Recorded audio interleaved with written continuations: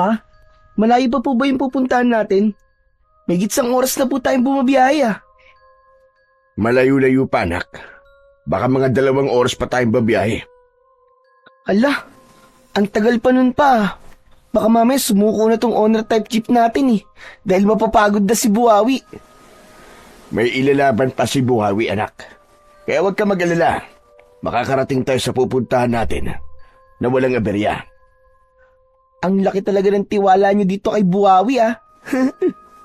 Siyempre naman, hindi ka pa nag-aaral nang mabili namin ng mama mo ang sasakyan to. Ilang taon na rin walang mama mo dahil sa sakit. Pero nandito pa rin si Buhawi at service pa rin natin hanggang ngayon. Kung sa bagay, kasi nga po, alagang-alaga niyo po si Buhawi. Kaya po hindi lumalaki ang sira ng sasakyan. Naaayos niyo po agad. Kaya nga, nag-aral din ako ng pagmimekaniko eh. Para kapag may problema si Buhawi, ay ako na mismo ang bahalang gumamot. Ano nga ba lugar yung pupuntahan natin, pa? Sabi ng kumpare ko, bayan daw ng Santa Catalina. Patuloy sa pag-uusap ang mag-ama habang tumatakbo ang sasakyan. Biglang huminto ang owner type jeep. Kasunod ang biglang pag-usok ng makina ng sasakyan.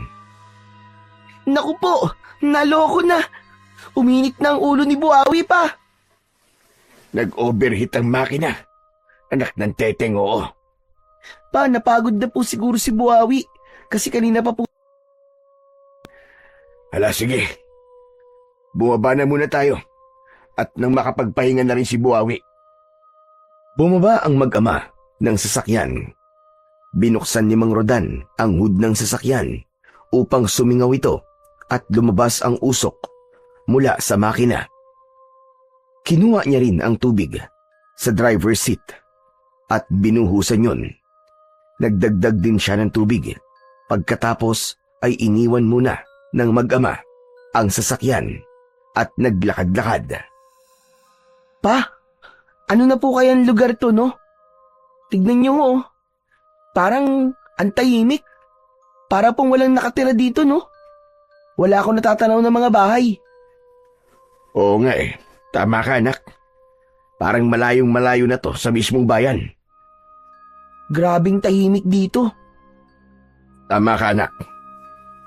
Itong sinasabi nila na nakakabinging katahimikan. Maya-maya pa ay may mga ibon na dumating at nagliliparan. Kaya ang katahimikan ng lugar na yon ay napalitan ng ingay mula sa mga huni ng maliliit na ibong lumilipad. Hala pa, tignan nyo. Ang daming ibon. Saan kaya sila galing, no? Ang dami nila, oh, grabe. Baka may mga pugad ng mga ibon na yan dito, anak. O kaya, may lungga sila at doon sila galing. Naaliw ng husto ang mag-ama sa mga maliliit na ibong nagliliparan na tila ba naglalaro. Ang ilan sa kanila ay tila naghahabulan pa. May mga dumapo sa mga sanga ng puno, subalit umaalis din kapag nilalapitan ng ibang ibon. Pasado 4:00 na ng hapon ng mga sandaling yon. Ang totoo ay nagdalawang isip si Rodan sa imbitasyon ng kaibigan dahil nga malayong probinsya ang tirahan nito. Kaya lamang nahiya siyang hindian ang matalik na kaibigan. Kaya kahit malayo ay nagpursigi siyang puntahan at isinama nga si Chico dahil ayaw din ni Mang Rodan na maiwang nag-iisa sa kanilang bahay ang kanyang anak. Maya-maya pa ay nagbalik na ang mag-ama sa kanilang sasakyan. Ganap na ring nakapagpahinga ang sasakyan na pinangalanan nilang si Buhawi. Sana pa, makisama po si Buhawi. Gaya ng sinabi ni Chico, ay nakisama naman ito. Hindi nahirapan ang kanilang ama nang i-start ang sasakyan. Agad naman itong umandar. Kaya naman, napangiti si Mang Rodan dahil alam niyang nasa kondisyon uli si Buhawi. Ayos ka talaga, Buhawi. Antibay mo. Marunong ka talagang makisama. Dapat po talaga makisama siya, Tay. Dahil lagot po tayo kapag di po siya nakisama. Hindi tayo makakarating sa pupuntahan natin. Hindi tayo makakaatid ng binyagan ng anak ng kumpare nyo. Ama ka, anak. Nako, alam mo, kung wala lang akong utang na loob sa kaibigan kong yun, hindi ko pupunta ng binyag ng anak niya kung alam ko lang na ganito pala kahirap ang biyahe. Si Papa talaga oh. Parang gusto niyo pa pong magsisi ah. Eh yun na nga eh. Kung babalik tayo, mukhang mas malayo pa yung lalakbay natin. Kaya tuloy na lang. Saka, masarap naman pong bumiyahe pa eh. Nakakatuwang pagmasdan ng magagandang tanawin na dinaraanan natin. Kung sa bagay, para bang sa mga picture ko nga lang nakikita ang ganito kagandang view eh. Tama po kayo pa. Hindi ko nga po alam na meron pa palang ganito kagandang lugar eh. Patuloy sa pagbiyahe ang mag-ama hanggang sa mapansin ni Rodan na wala ng signal ang cellphone na nasa harapan ng manibela. Nako, dead spot na yata itong lugar na to ah. Lalong mahihirapan tayong makontak ang kumpare nyo pa. Hindi niya nabanggit sa akin na walang signal ng cellphone dito sa pupuntahan natin. Nasa syudad kasi siya eh, nang magkausap kami sa cellphone. Sana makarating po tayo sa lugar nila pa. Magtatanong-tanong na lang tayo. Imposible kasing matawagan ko pa siya. Hanggang sa nagsimula ng kumagat ang dilim, patuloy pa ring binabagtas ng mag-ama ang mahabang kalsada. Hanggang ang mahabang kalsada na sementado na binabaybay ng kanilang sasakyan ay biglang naging mabato at maputik. Naku pa, lubak-lubak na po dito ah. Oo nga eh. Putol pa lang pagkakasimento ng kalsada. Kaya lang, wala tayong magagawa kundi tuloy ang biyahe natin. Dahil ito lamang ang daan papunta sa pupuntahan natin. Wala kasing ibang kalsada rito eh. Ito lang yun. Naku, mahihirapan panigurado si Buhawi. Oo nga, sana wag siyang bumigay kahit medyo malubak na. Dahil walang ibang dadaanan, kaya kahit pausad-usad, ay ipinagpatuloy ni Mang Rodan at Chico ang paglalakbay sakay ng owner-type jeep. Nagsisimula na ring dumilim ang kanilang paligid na tanging ilaw mula sa kanilang sasakyan ang nagiging tanglaw nila. Mabagal ang takbo ng sasakyan dahil sa malubak at mabatong daan. Buong ingat ang ginagawang pagmamaneo ni Mang Rodan. Kaya lamang, sa kabila ng kanyang ginagawang pag-iingat, ay hindi pa rin niya napansin ang isang malaking uka sa daan na mayroong tubig. Nag-shoot doon ang isang gulong ng sasakyan. Naku po, ano yun? Naloko na! Tay, bakit ano po nangyari? Ayun, na-shoot ang gulong ni Buhawi sa malalim na lubak. Hindi makaahon. Pilit na iniahon ni Mang Rodan ang sasakyan. Itinodo niya na ang makina upang maalis sa pagkakahulog sa malalim na lubak. Subalit ayaw pa rin nung gumana. Hanggang sa inihinto na lamang ni Mang Rodan ang makina. Saka bumaba ang mag-ama. Paano po yan pa? Anong gagawin natin ngayon? Ang dilim-dilim dito. Nag-iisip ako, anak. Wala pa naman signal ang cellphone ko. Paano tayong makakahingi ng tulong nito? Hindi tayo makakarating sa pupuntahan natin pa. Di po ba bukas na po ng umaga ang binyagan? Dapat ngayong gabi makarating po tayo doon. Oo nga, anak eh. Yun nga din ang iniisip ko. Kung paano tayo makakarating doon. Tsak, hihintayin pa naman tayo ron. Pambihira na yan, oo. Halika, anak. Bakit po pa? Saan po tayo pupunta? Maglalakad-lakad tayo. Magbabaka sakali na may makita tayo na tao na makakatulong sa atin. Pero wala pong mga bahay dito eh. Bahala na. Basta subukan natin maglakad-lakad. Baka may makita tayo. Saglit na bumalik si Mang Rodan sa sasakyan para kunin ang flashlight na naiwan doon. Pagkakuha ay sinimulan na nilang maglakad na walang tiyak na pupuntahan. Sabi nga nito ay magbabaka sakaling may taong makita na maaari nilang hingan ng tulong. Habang naglalakad sila, ay may nakita sila na tao sa may kalayuan na natatanglawan ng liwanag ng flashlight, kaya nagmadali sila upang puntahan yon. Subalit pagkadismaya ang naramdaman ng mag-ama nang makita na hindi pala tao ang kanilang nakita, kundi kapirasong tela na naiwan at nakasabit sa sanga, na sa malayo ay aakalain mo talagang tao na nakasandal sa isang puno. Anak ng, nawa umali po tayo dun pa. Oo nga anak pambihira. Akala ko may maihinga na tayo ng tulong. Tela lang pala itong nandito sa puno. Pero pa, kung may tela po na naiwan dito, ibig sabihin po, may tao pong nagawi dito. Oo, tama ka anak. Kaya lang, nasa kaya ang taong yun? Ipagpatuloy na lang po natin ang paglalakad pa. Baka sa banda ron, medyo malayo dito. Sana may bahay po tayong makita. Hindi ka pa ba napapagod, Chico? Hindi pa po. Saka ito po, dinala ko po yung isang bag na merong biskwit at tubig. Kaya may maiinom po tayo. Ay, salamat. Buti na lang pala't naisipan mong bitbitin yan. Naisip ko po kasi papalayo po tayo doon kay Buhawi. Baka mauhaw at magutom po tayo, kaya po dinala ko. Ipinagpatuloy ng mag-ama ang paglalakad hanggang sa namalayan na lamang nilang malayo na ang kanilang nararating. Hindi na abot ng liwanag ng flashlight ang kinaroroonan ng kanilang iniwang sasakyan. Malayo na tayo anak. Ituloy na po natin ang paglalakad natin pa. Mabuti pa nga. Tutal, wala ring katiyakan ang paglalakad nating ito. Kaya lamang, patuloy na silang napapalayo. Ligtas naman ang dinadaanan nilang lugar. Ang tanging maririnig ay ang huni ng mga kuliglig. Hanggang sa makaramdam na ng pagod ang mag-ama.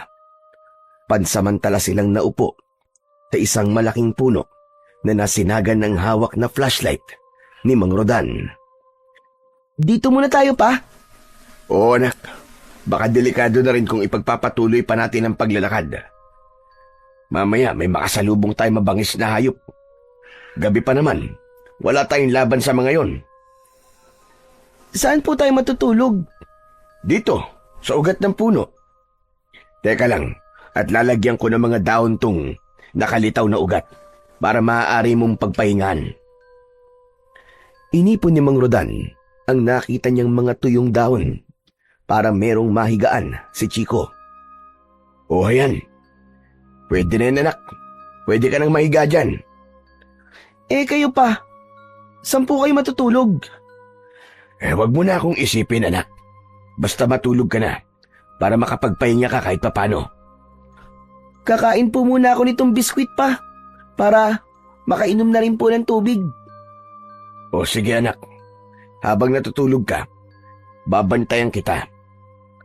Nang makakain ng biskwit si Chico, ay nakaramdam na ng antok ang bata dahil rin yun sa pagod sa paglalakad. Maya-maya pa ay nakatulog na ito.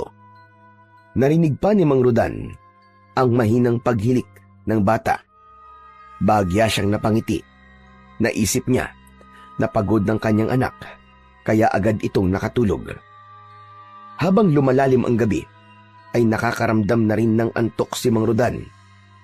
Subalit, pilit niya yung pinaglalabanan dahil ang nais niya ay manatiling gising para bantayan ang anak. Kaya lamang, pagod din siya, kaya hindi niya na nakayanan pa ang nararamdamang antok. Maya-maya pa, ay nabitiwan na niya ang hawak na flashlight at gumulong yun sa may damuhan.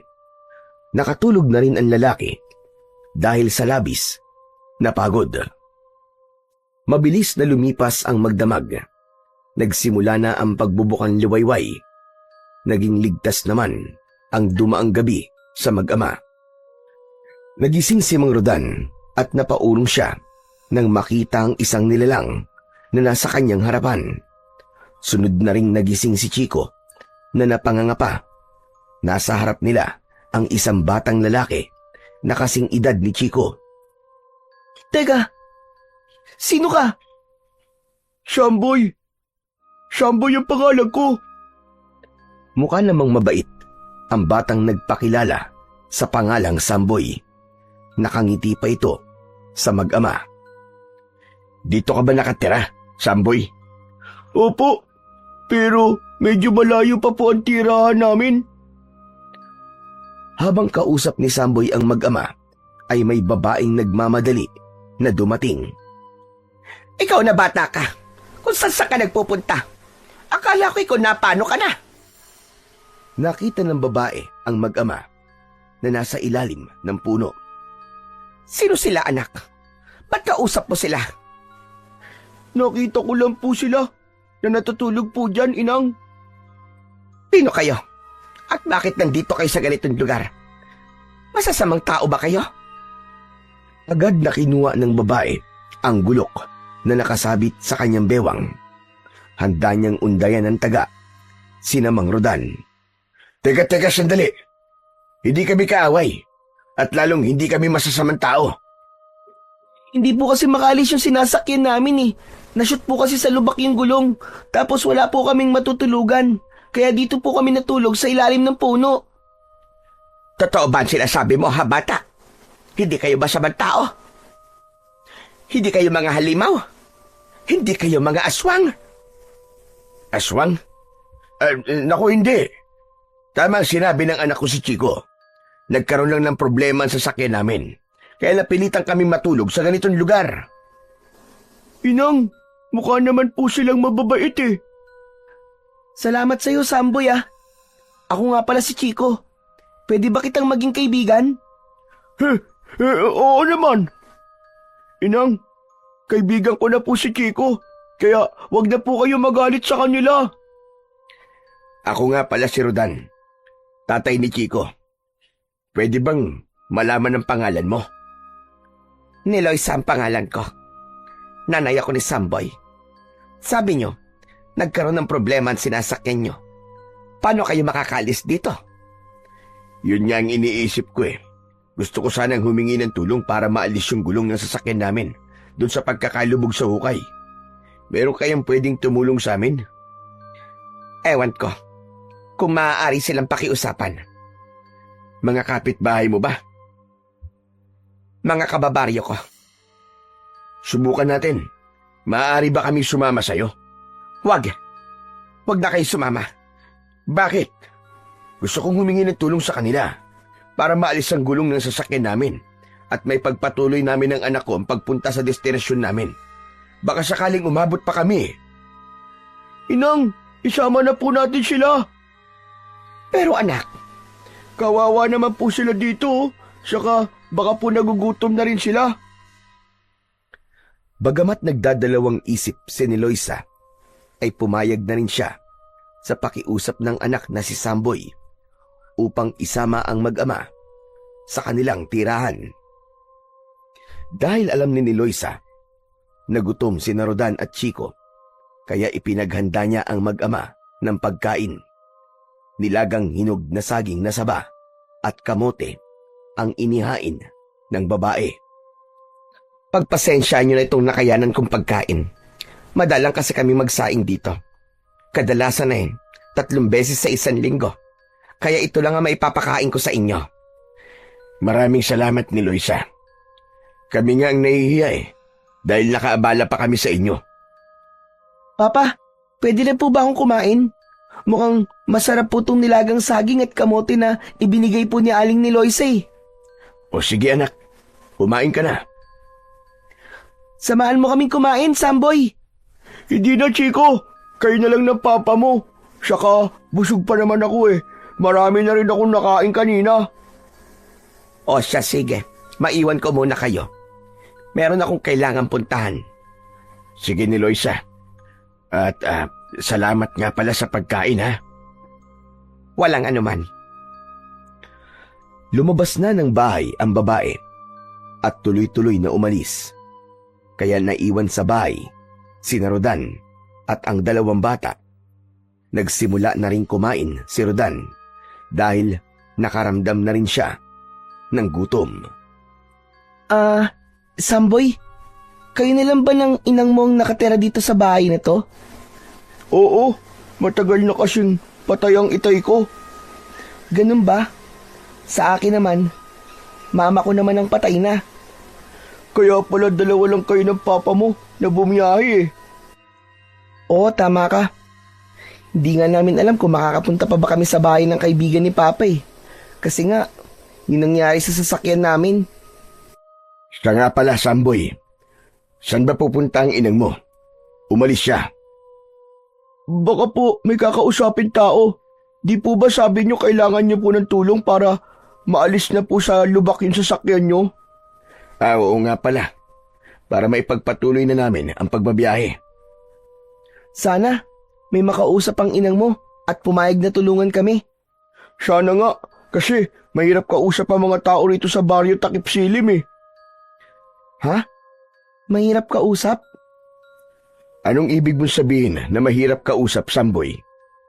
Hindi po kasi sila basta nahihinga ng tulong, lalo na po kapag may dayo na naliligaw dito sa baryo namin. Ayaw nilang tumulong? Opo, kaya nga madalas hindi kagad nakakaalis sa mga estrangherong napapadpad dito eh. Ibig mo ba sabihin, Samboy, mga suplado sila? Basta, sabi ni Inang, mahirap silang kausap, lalo na yung mga kalalakihan. Pero bakit kayo hindi naman? Tinulungan niyo pa nga kami ng papa ko. Iba kasi kami sa kanila. Pero dito kayo nakatira, di ba? Oo, matagal na kami rito. Dito rin ako ipinanganak. Nang matapos kumain, ay nagyaya si Chico kung maaari siyang samahan ni Samboy na lumabas at mag-ikot-ikot. Okay lang ba sa'yo, Samboy? Oo naman, para makita mo rin tong baryo namin. Kaya nagpaalam si Chico sa kanyang papa. Pumayag siya dahil kasama naman si Samboy. Pero mas pinili ni Mang Rodan na manatili na lamang muna sa loob ng bahay. Nakakaramdam kasi siya ng antok. Halos hindi siya makatulog ng maayos ng nakalipas na gabi. Dahil nga mas gusto niyang bantayan ang natutulog na anak.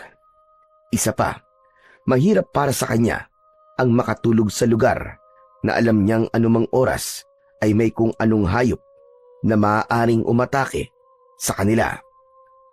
Samantala, habang naglalakad ang 2 bata sa labas, ay may mangilan-ngilan na taga-baryo Takip Silim ang napapatingin sa 2.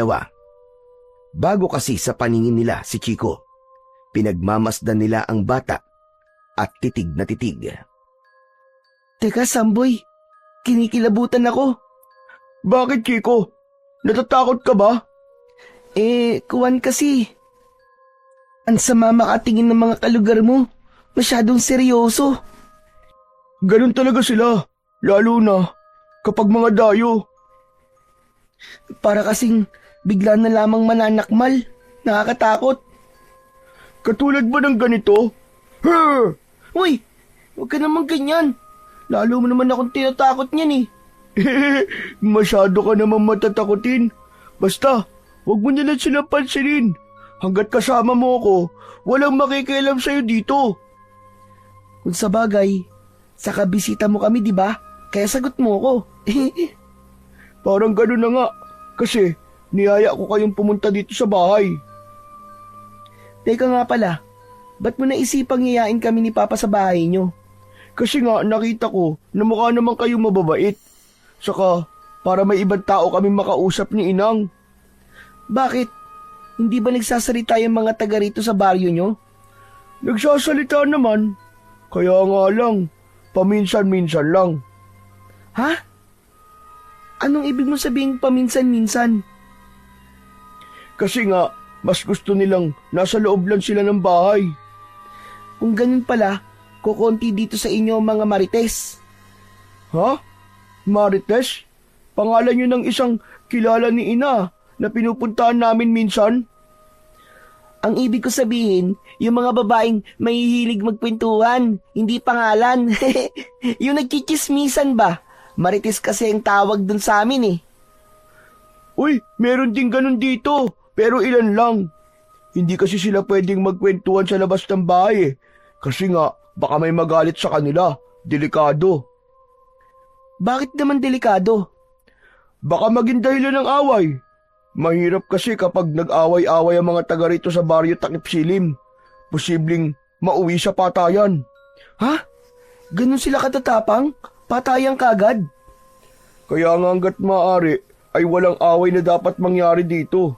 Kasi magiging magulo at madugo. Nagpatuloy sa paglalakad ang dalawang bata. Kaya hindi nila namalayan na malayo na pala ang nararating nila. Samantala, sa bahay kung saan naiwan si Mang Rodan ay nakaidlip na rin siya saglit. Subalit wala pa rin si Neloisa. Hindi pa rin bumabalik ang dalawang bata. Naalala ni Rodan ang cellphone na nasa bulsa ng suot niyang pantalon. Kinuha niya yon para lang madismaya dahil wala talagang signal ang kanyang cellphone at malapit na rin madrain ang battery. Kaya lalo nang siyang nawalan ng pag-asa na may matatawagan para humingi ng tulong. Naisa nang matulog uli ni Rodan nang may maramdaman siyang tila ingay. Subalit mahinang tinig yun. Kaya mula sa pagkakahiga sa isang kawayang upuan ay bumangon si Rodan at sumilip sa labas ng bahay. Nakita niya na may mga taong naroroon. Marahil ay nasa 6 ang bilang ng mga ito. Mga babae at lalaki at nakatingin sa bahay na kinaroroonan niya. Bakit kaya parang nakabantay dito sa bahay ang mga taong yun? Ibinukas ni Mang Rodan ng bahagya ang pinto at nakita siya ng mga taong tila nag-aabang. Matalim ang titig ng mga ito sa kanya. Subalit hindi nila magawang lumapit. Maya-maya pa ay nakita niyang dumating si Neloisa. Dinig niya na ipinagtabuyan nito ang mga taong tila nagbabantay sa harap ng bahay.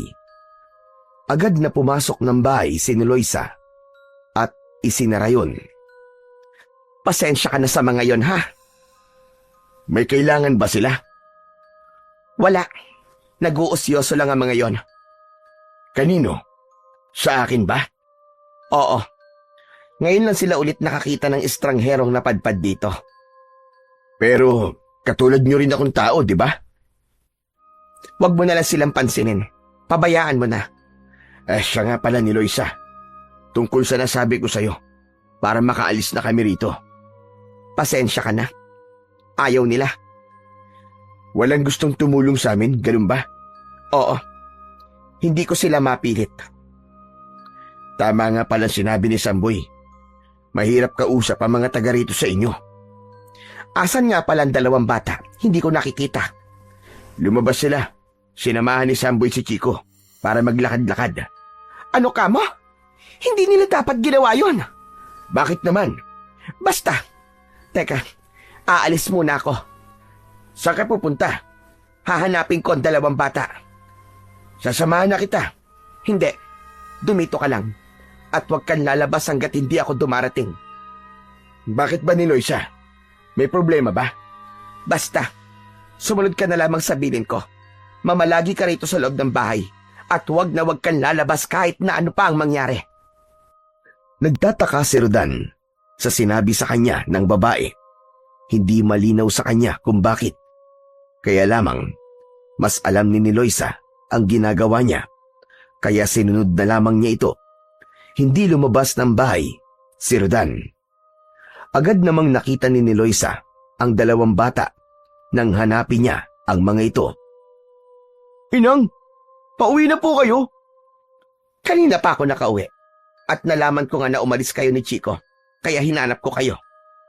Sinamahan po ako ni Samboy na maglakad-lakad po. Hindi niya dapat ginawa yon, Samboy. Nainip po kasi sa bahay si Chico, kaya sinamahan ko lang po. Buti na lang. Walang masamang nangyari sa inyong dalawa. Po? Bakit po? Dahil hindi ka taga rito, Chico. Kasama naman po niya ako, Inang. Kahit na ba? Paano na lamang kung may gumawa ng masama sa inyo? Lalo na kay Chico. Inang, hindi ko naman po hahayaang mangyari yun eh. Siyempre po, ipagtatanggol ko po ang bago kong kaibigan. Hindi yun ganun kadali.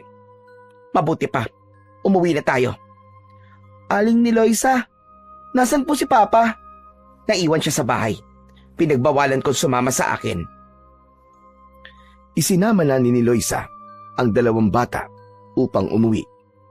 Gaya ng bilin ni Loisa kay Rodan, hindi ito umalis ng bahay, kundi na malagi lamang doon.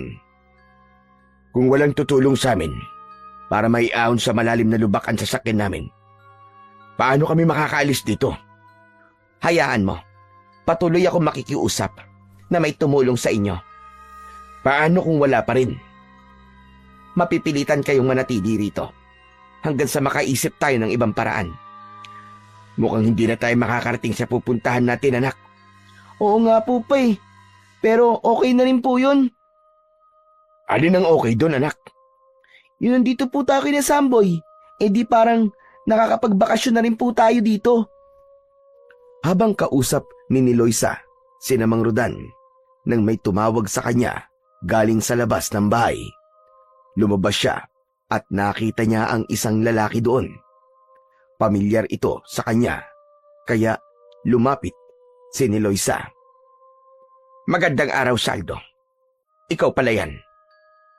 Magandang araw naman. Bari ba kitang imbitahan ni Loisa? Saan? Sa bahay ni Martin. Gusto kanyang makausap eh. Tungkol naman saan? Sumama ka na lang sa akin para malaman mo. Ang pangalang Martin ay kilala sa baryo, Takip Silim. Isang taong hindi maaaring hindian ni Loisa, kaya wala siyang nagawa, kundi ang sumama kay Zaldo. Hindi na siya nagpaalam pa sa mga kasama niya sa bahay, kundi umalis na siya kasama ng lalaking sumundo sa kanya. Humarap siya kay Martin, gaya ng sinabi ni Zaldo. Mabuti naman at pinagbigyan mo ang imbitasyon ko sa iyo ni Loisa. Makakatanggi ba ako? Kung sa bagay, walang tumatanggi sa sinasabi ni Martin. Ano bang kailangan mo sa akin, Martin? Isang mahalagang bagay ni Loisa. At talagang hindi ka pa rin sumisira sa ating usapan. Alam ko na kung anong ibig mong sabihin, Martin. Dapat lang. Dahil yun naman talaga ang silbi nyo ng anak mo. Alam ko yon. Kaya nga, hindi ka maaaring tumanggi. Naiintindihan mo ba ako? Oo. Naiintindihan ko, Martin.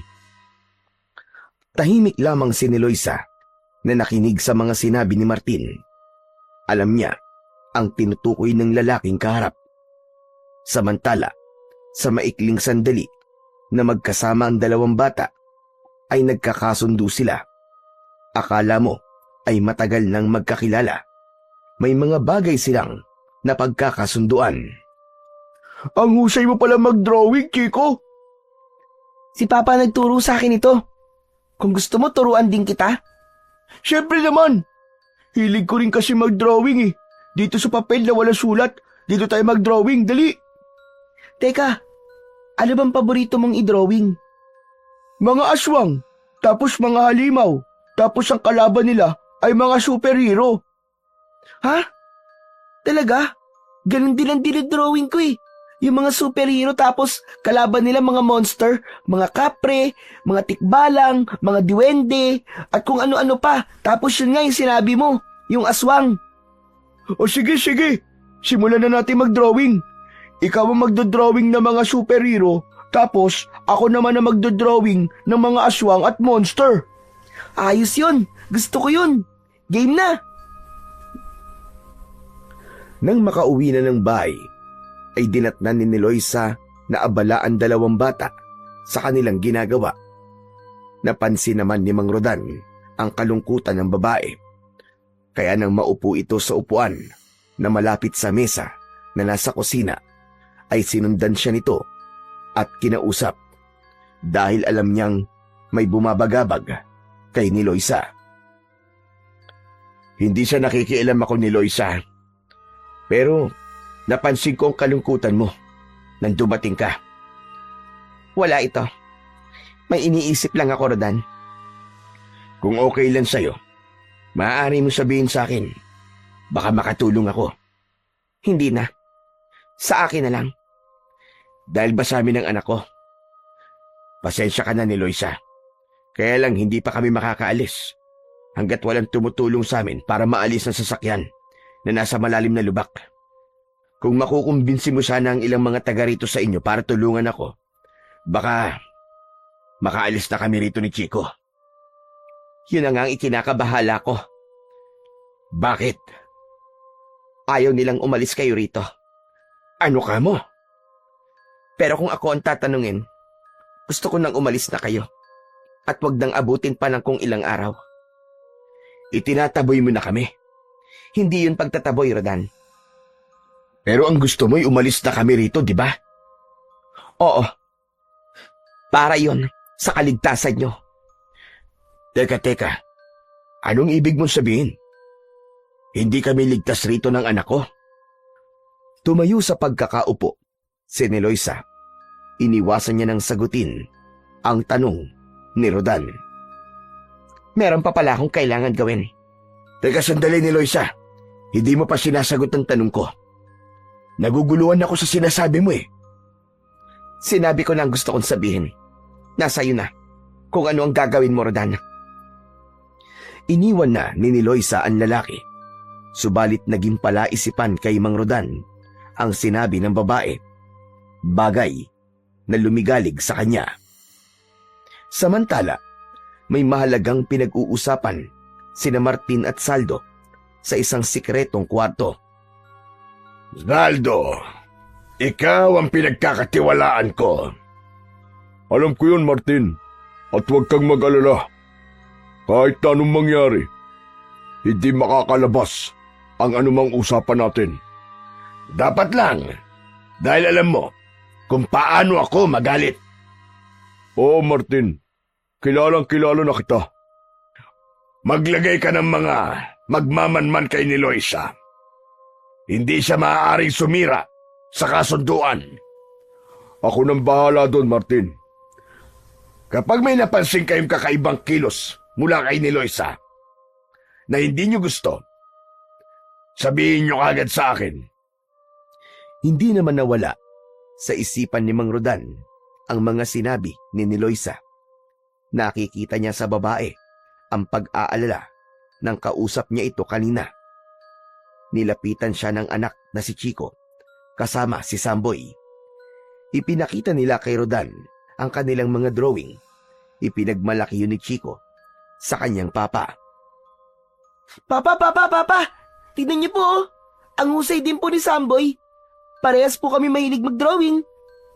Tapos, tinuruan po ako ni Chico. Ang husay po niya gumawa ng mga superhero. Napansin ni Chico na tila hindi interesado ang kanyang papa sa kanilang mga sinasabi. Papa? Bakit po? May tinatanong ka ba, anak? May iniisip po ba kayo, Mang Rodan?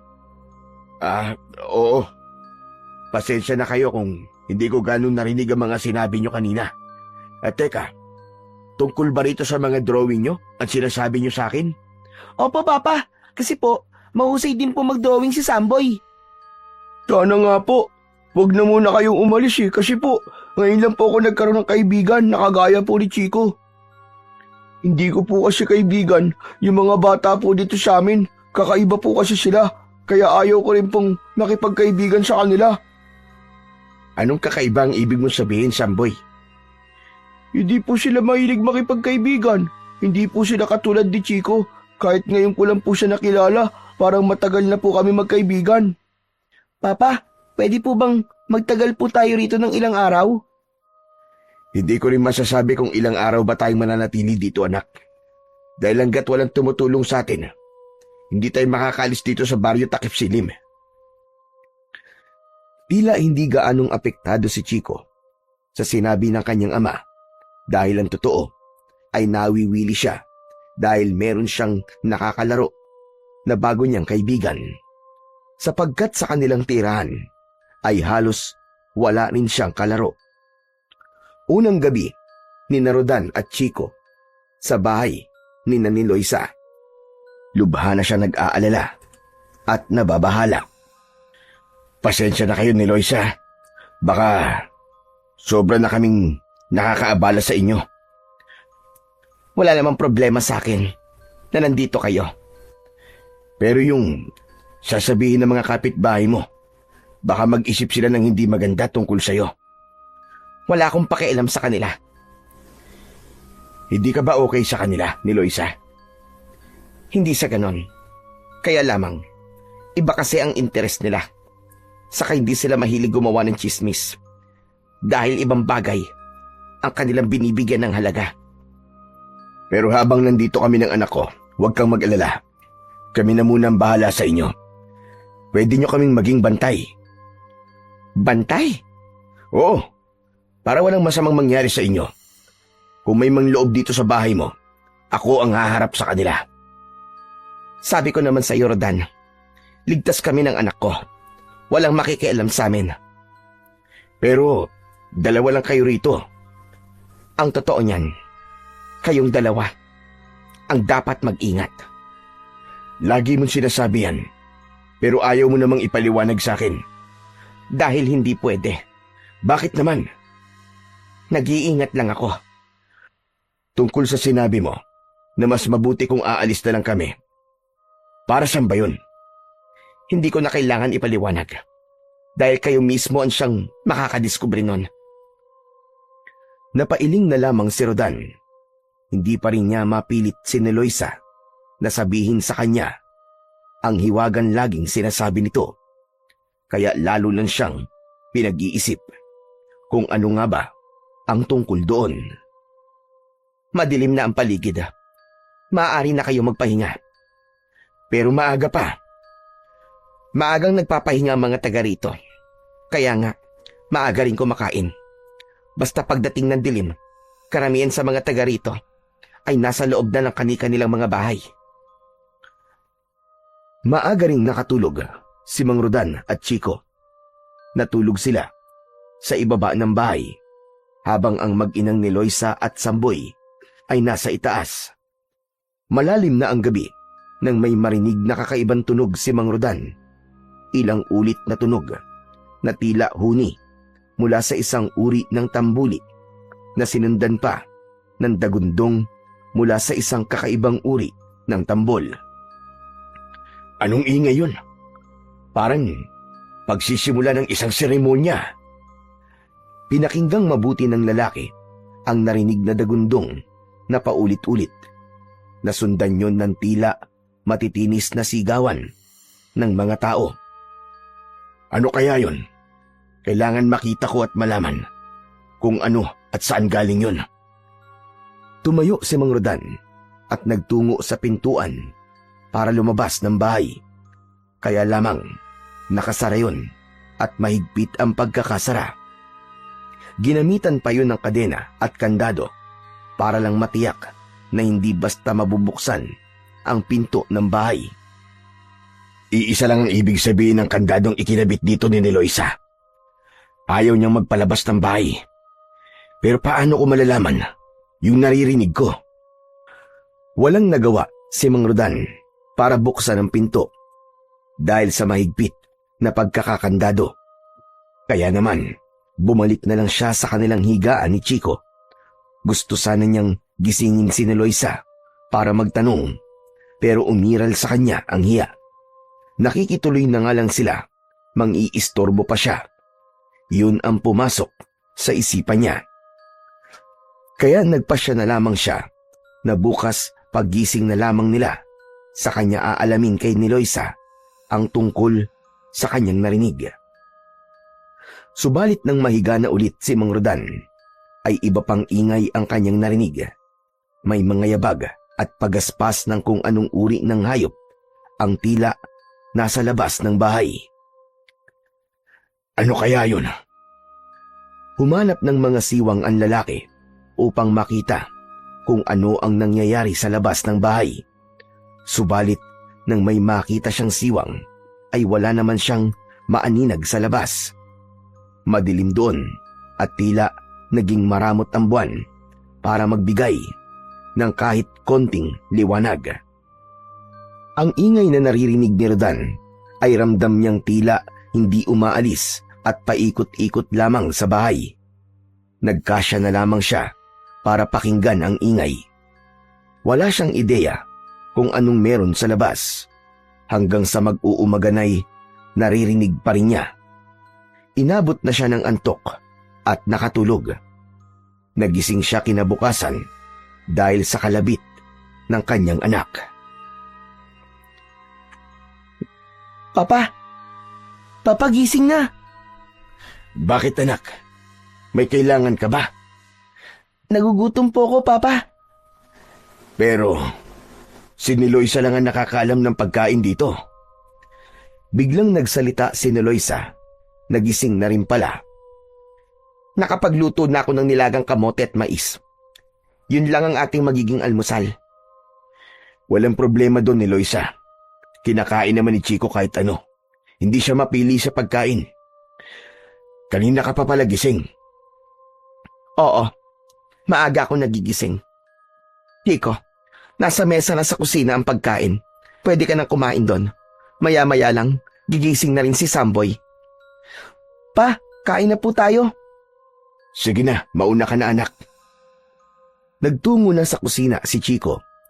Kaya sinamantala ni Rodan ang pagkakataong yun para makausap si Niloisa. May itatanong lang sana ako sa'yo, Niloisa. Inaasahan ko na yon. Tungkol ba sa narinig mo kagabi? Oo, kaya lamang gusto ko sanang alamin. Pero hindi ako makalabas ng bahay. Dahil sinadya kong kandaduhan yon. Alam ko kasi, nasusubukan mong lumabas kapag may narinig ka. Ano ba yun, Niloisa? Bakit ganun yung mga narinig ko? Saka parang merong mga hayop ako naririnig na paikot-ikot dito sa bahay mo. Nakita mo ba sila? Hindi. Sinubukan ko sumilip. Pero wala naman ako nakita sa labas ng bahay dahil sobrang dilim. Ang mga narinig mo ay bahagi ng mga sinasabi ko. Kaya ang gusto ko sana ay wala na kayo rito. Pero hindi nga maaari. Dahil hindi kayo makakaalis pa. Pero ano ba mga yun? Nagsisimula na ang matinding dilim. At pagkalipas ng ilang araw na dilim, ay liwanag na. Pagsikat ng bilog na buwan. Anong ibig mo sabihin, Niloisa? Naghahanda na sila para sa isang malaking okasyon. Okasyon? Anong okasyon?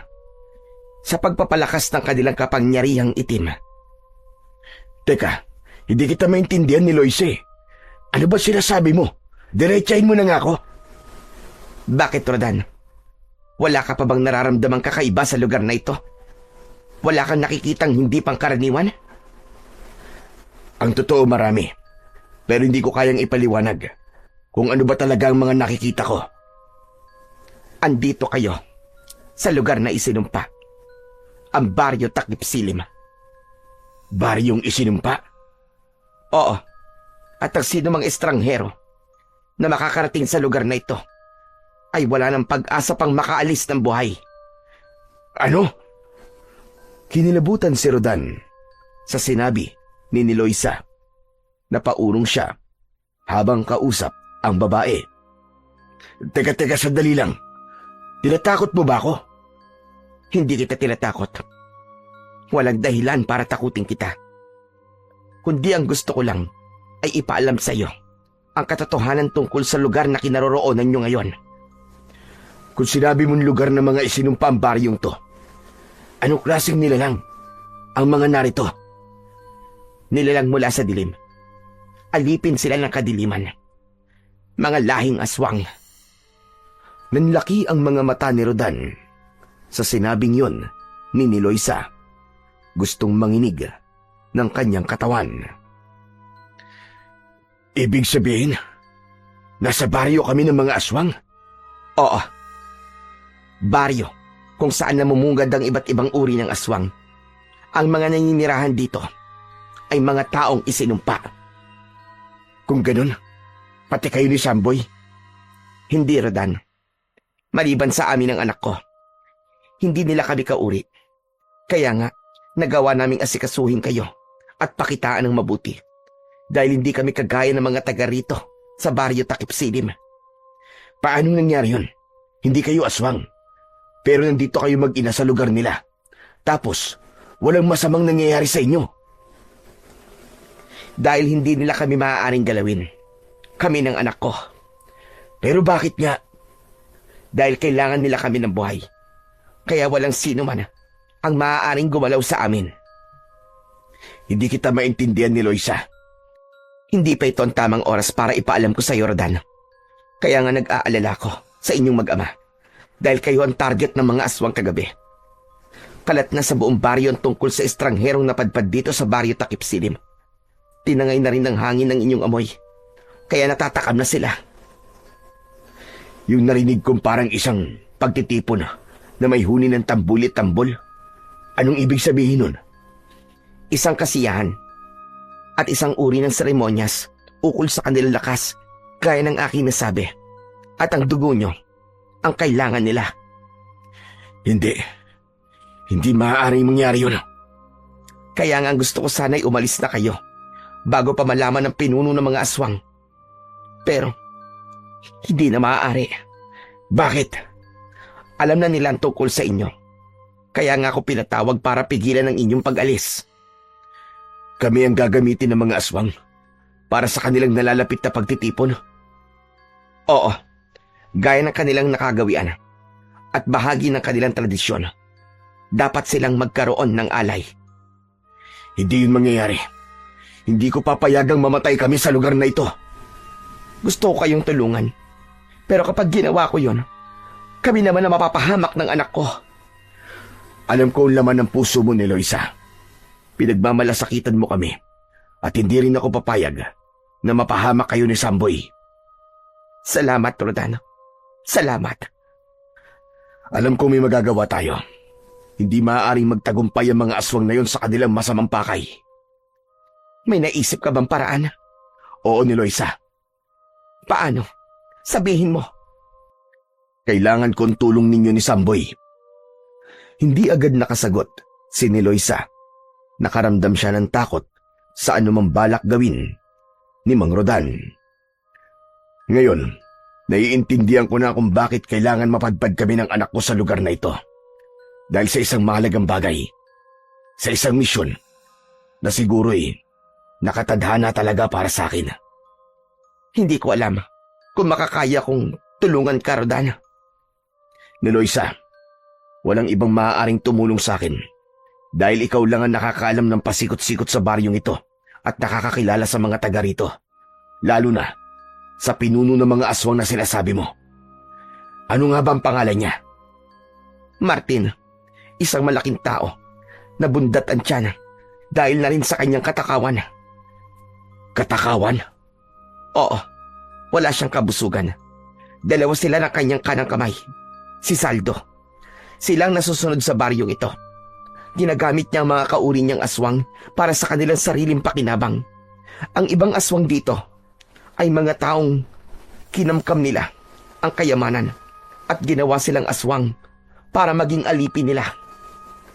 Kung ganun, sila ang dapat mawala. Oo, pero hindi tayo kagad makakalapit sa kanya dahil may mga tuta siya. Ang ibig ko sabihin may mga alipores na pumuprotekta sa kanya. Sila muna ang haharap sa sino mang gustong kumalaban kina Martin at Saldo.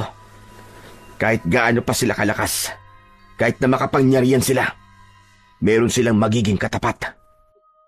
Sana nga, Rodan. Sana nga. Dahil matagal ko na rin gustong mawakasan na ang kanilang kasamaan. Lalo na't ang huli kong nalaman ay nagbabalak sila na lalo pang palaganapin ang kanilang hukbo. Ibig sabihin sasakupin na rin nila ang ibang lugar. Tama ka. At kapag nangyari yon, lalo lang lalaganap ang kasamaan at kawawa ang mga pangkaraniwang tao. Gagawin nilang mga aswang ang mga yon dahil sa ambisyon ni Martin na mamuno ng higit pa dito sa Baryo Takip Silim, kundi ng isang malaking hukbo. Kaya nga nakikiusap ako sa iyo ni Loisa. Magtulungan tayo. Sa pag-iisa ni Rodan ay napapaisip siya kung tama nga ba ang kanyang naging desisyon. Pangungunahan niya ang paglipol sa mga aswang sa Baryo Takip Silim. Kaya lamang sa papanong paraan. Alam niyang gusto lang niyang bigyan ng pag-asa si Niloisa na may paraan pa para matapos ang malaking problema niya. Maging ang masugpo ang kasamaang pilit na pinapalawak ng mga aswang sa baryong yun. Habang nag-iisip, ay naalala ni Mang Rodan ang isang pangyayaring matagal na rin ang nakalilipas. Noong kabataan pa niya, ay mahilig siyang maglakbay hanggang sa nakarating siya sa isang bayan sa Zamboanga. Napadpad siya sa isang gubat dahil sa pangangaso. Subalit hindi inaasahan ay inatake siya ng isang tigre sa gubat. Buong akala niya ay katapusan niya na yon. Iniwan siya ng mabangis na hayop na duguan. Subalit may buhay pa siya nun. Hanggang isang matandang lalaki ang nakakita sa kanya. Tinulungan siya at iniuwi siya sa yungib na tirahan. Ginamot siya doon hanggang sa gumaling. Ilang buwan din ang naging pananatili niya sa gubat kasama ang matandang lalaking tumulong sa kanya. Ang pangalan nito ay si Apo Lucas. Magaling na ang mga sugat mo, Rodan. Utang ko po sa inyo ang ikalawang buhay ko, Apo Lucas. Kung hindi po dahil sa inyo, baka pinagutay-gutay na po ang katawan ko ng mabangis na hayop na yun. Pinagkadya ng tadhana na mapadaan ako sa lugar kung saan ka naroon. Siguro nga po, dahil ang gusto ng may kapal ay mabuhay pa po ako. Tama ka, dahil may plano pa siya sa'yo. Ano po kaya ang plano sa akin ng may kapal, Apo Lucas? Darating din ang araw na malalaman mo yun, Rodan. Maraming salamat po sa pag-aalaga niyo po sa akin. Hindi ko po alam kung paano po ako makakaganti sa inyo, Apo Lucas. Ginagawa ko ang pagtulong sa aking kapwa na walang hinihintay na kapalit. Masaya ko sa ginawa ko dahil nailigtas ko ang buhay mo. Apo Lucas, gusto ko nang bumalik sa syudad. Ikaw ang bahala. Gusto ko sana kayong isama, Apo Lucas. Iwan niyo na po ang buhay niyo rito sa gubat. Salamat na lang, Rodan. Pero hindi ko matatanggap ang iyong alok. Ayaw niyo pong umalis dito? Tanggap ko na ang uri ng buhay na meron ako. Ang gubat na ang aking mundo. Pero may mas magandang buhay pa po sa syudad. At ako po ang bahala sa inyo. Matanda na ako. At ang syudad ay para lamang sa mga kabataan. Sa mga nagsisimula pa lang. Hindi siya katulad ko na naghihintay na lamang ng takdang oras. Kung talagang yan na po ang desisyon nyo, hindi ko na po kayo pipilitin. Lalo na kung mas masaya po kayo rito sa gubat. Tama ka. Ang kasiyahan ko ay ang mga simpleng bagay. Siya nga pala, bago ka umalis, meron akong ibibigay sa'yo. Ano po yun, Apo Lucas? Mula sa suot na lumang pantalon, ay inalis ni Apo Lucas ang isang lumang sinturon. Gawa yun sa balat ng hayop. Iniabot yun ng matanda kay Mang Rodan. Para sa'yo. Kunin mo ito. Pero sa inyo po ito, Apo Lucas. Ibinibigay ko na sa'yo ngayon. Bakit po?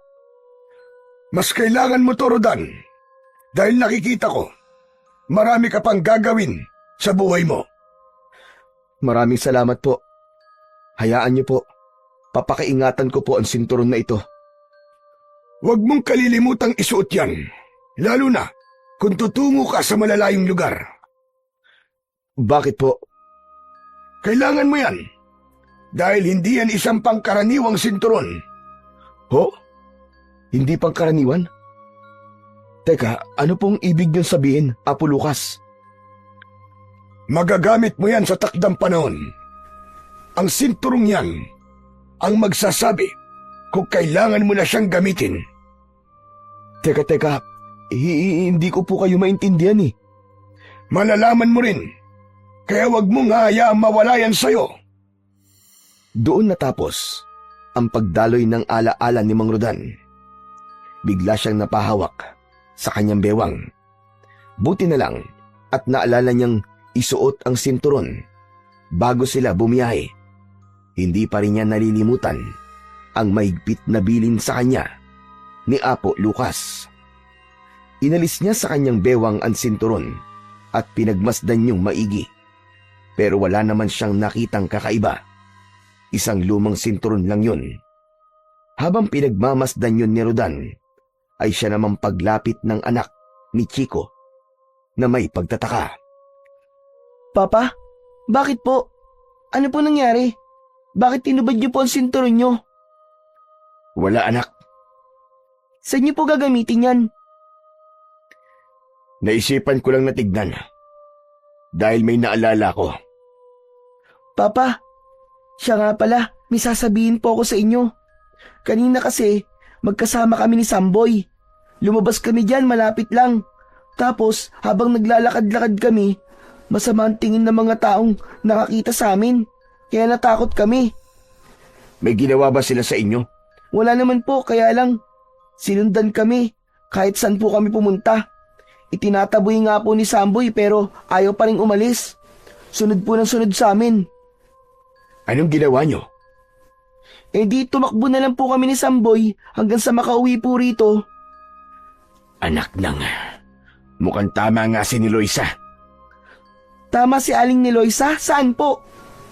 Sa ugali ng mga tao rito. Parang nagiging nakakatakot na nga po ang mga taga rito sa baryo ni Samboy eh. Ang sasama po nila kung tumingin. Kaya nga sa susunod, wag na muna kayong lalabas. Delikado kasi. Papa, totoo kaya yung sinabi ni Samboy sa akin? Aswang daw yung mga taga rito. Sinabi niya yun sa'yo? Opo, Papa. Kaya nga kinilabutan po ko eh. Kaya lang, bakit hindi naman sila napapahamak ni Aling ni Loisa? Anak, makinig ka. Tama si Samboy. Ha? Na mga aswang po ang taga rito sa baryo? Oo. Yun din ang sinabi sa akin ng nanay niya. Kaya nga, ang kailangan natin ay mag-ingat. Pero pa, kung aswang po sila, ba't di pa po tayo umalis dito? Hindi na tayo basta makakaalis, anak. Samantala, minsan pa ay may pinag-usapan sina Martin at Saldo. Naroon noon si Aling ni Loisa sa lugar ng pinuno ng mga aswang.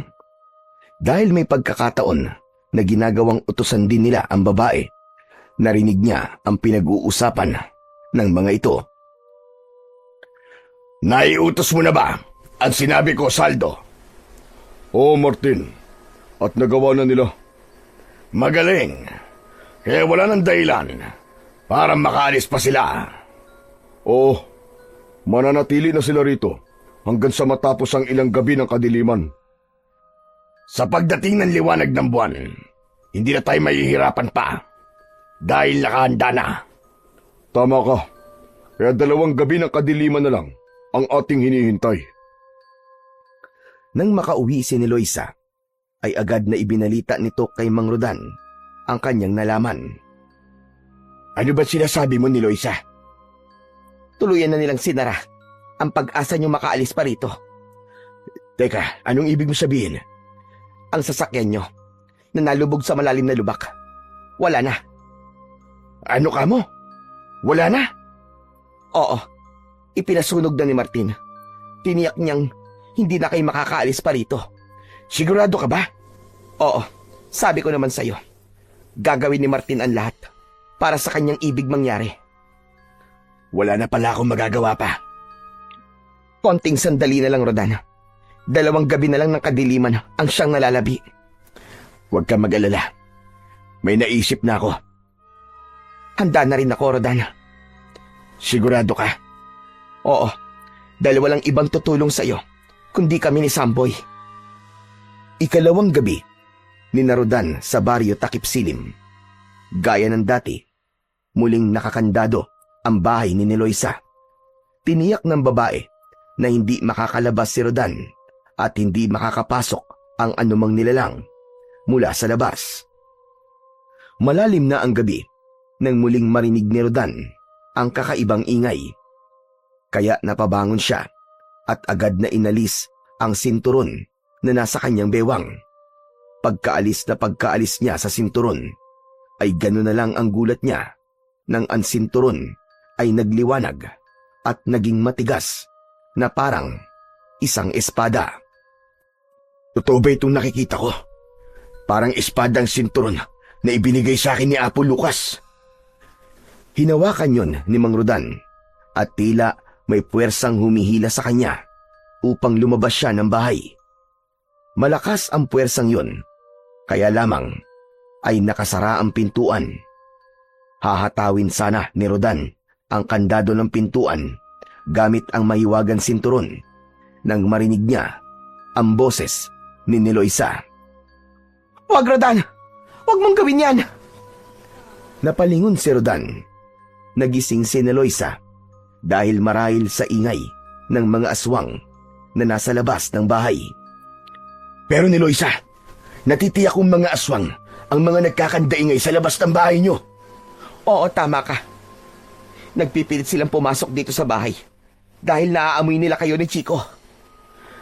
Bakit mo ko pinipigilan? Dahil maling harapin mo ang mga aswang. Pero hindi mo ba nakikita tong hawak ko? Hindi ito pangkaraniwang sinturon. May taglay itong kapangyarihan. Bigay ng isang kaibigan. Ngayon ko lang naintindihan ang mga sinabi niya sa akin na tungkol dito. Kapag dasaktan mo ang mga aswang na nasa labas, makakarating kay Martin ang tungkol doon at maaaring masira ang naisip kong plano. May naisip kang plano?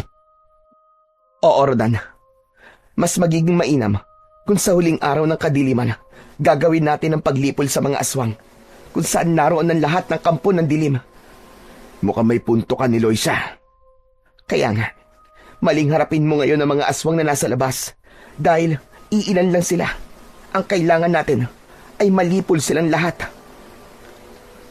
Nakuha ni Rodan ang ibig mangyari ni Eloisa, kaya maghihintay sila ng sinasabing huling gabi ng kadiliman.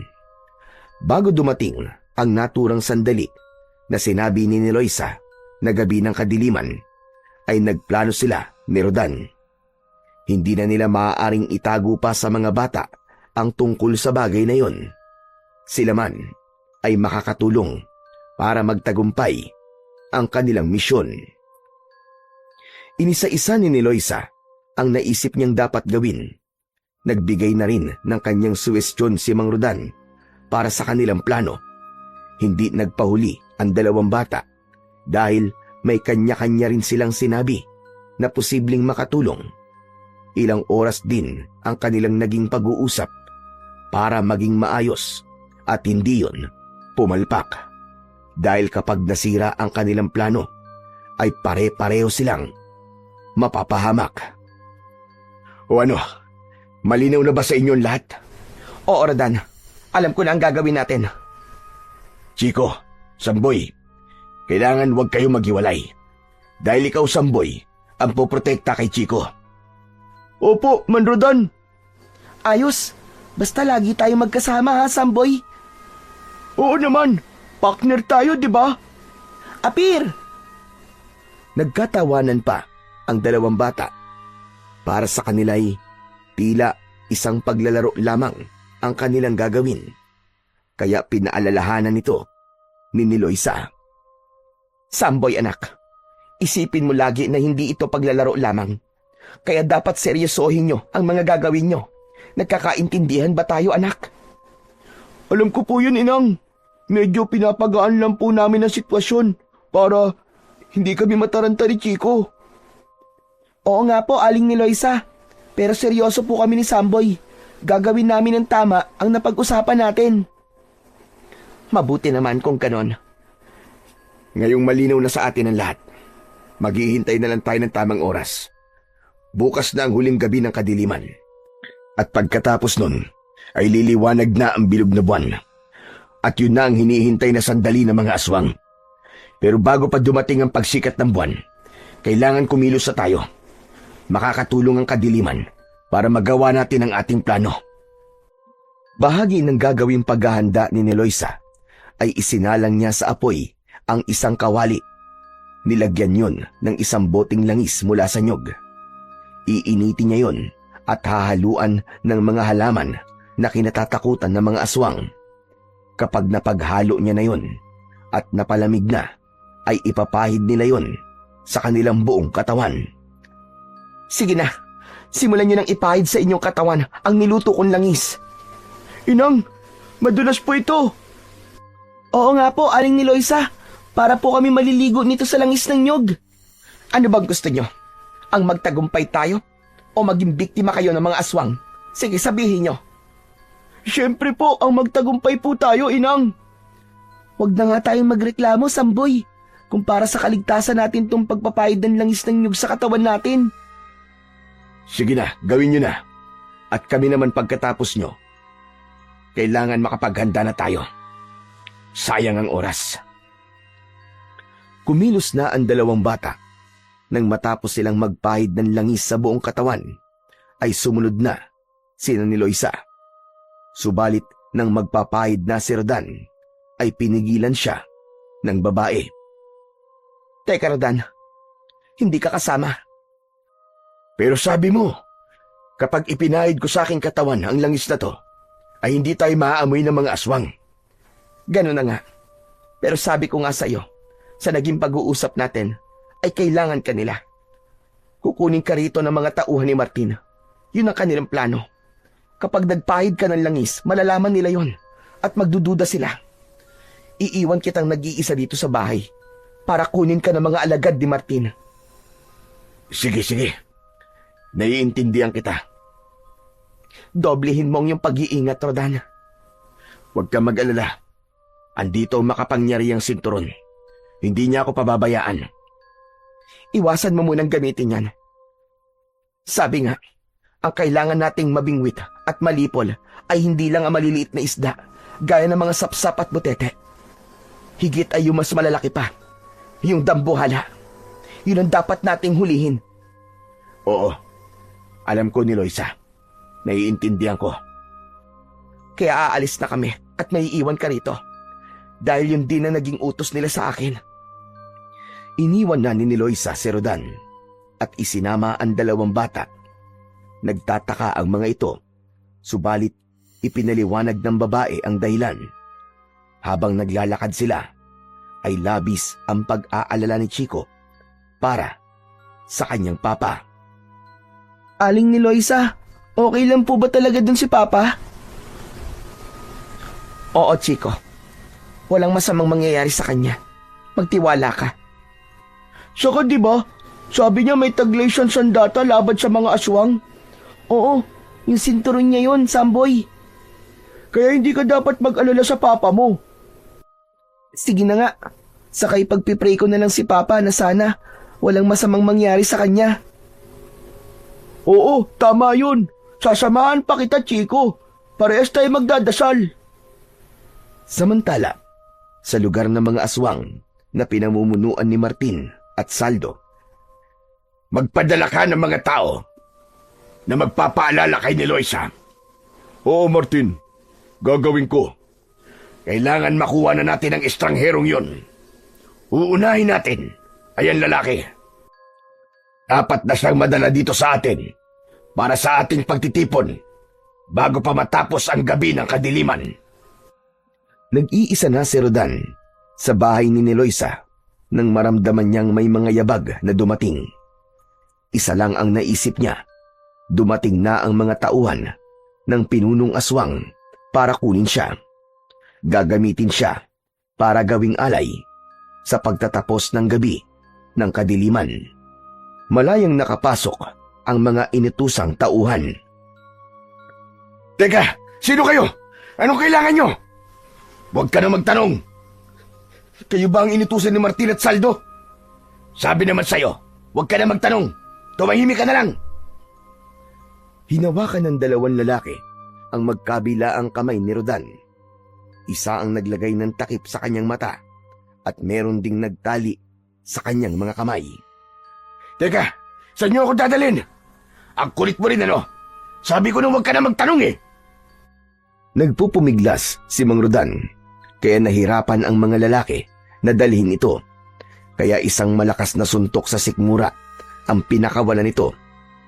Labis na nasaktan si Mang Rodan. Nanghina ang kanyang katawan at nawalan ng malay. Dahil nawalan na ng malay si Mang Rodan, ay malaya na nila itong nabitbit. Inilabas siya ng bahay at isinakay sa isang kariton na hinila naman ng kalabaw. Saka dinala sa lugar ni na Martin. Mula sa kalayuan ay nakita ni na Niloisa at dalawang bata ang ginawang pagkuha ng mga tauhan ni Martin kay Mang Rodan. Kaya walang tigil sa pag-iyak ang batang si Chico. Akala ko po ba, Aling Niloisa, walang mangyayaring masama sa papa ko. Pero bakit ganun? Kinuha po siya ng mga masasamang lalaki na yon. Tinangay po nila si papa. Oo nga po, Inang. Baka mapano po si Mang Rodan. Chico, Samboy anak, alam ni Rodan na mangyayari yon. Dahil nasabi ko yon sa kanya. Hindi ko po kayo maintindihan eh. Paano po kung patayin po nila ang papa ko? Kaya nga ang gagawin natin ay ililigtas natin ang papa mo. Po, ipinahuli niyo po si papa para iligtas po natin.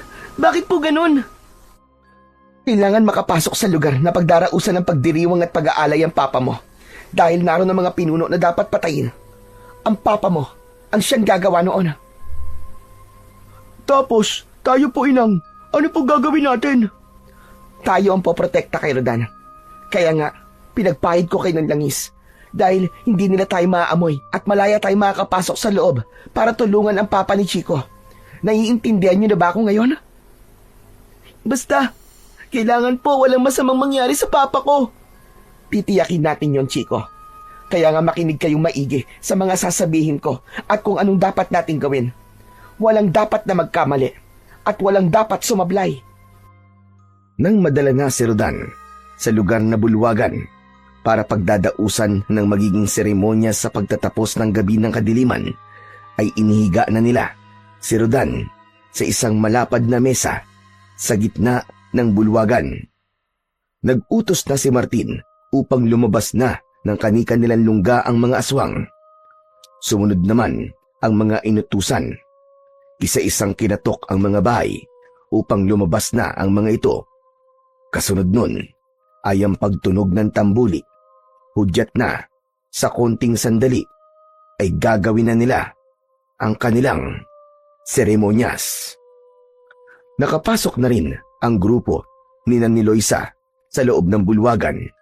Dahil sa langis na ipinahid sa katawan ay hindi sila naaamoy ng mga aswang. Kaya nagkunwari silang kalahi din ng mga ito.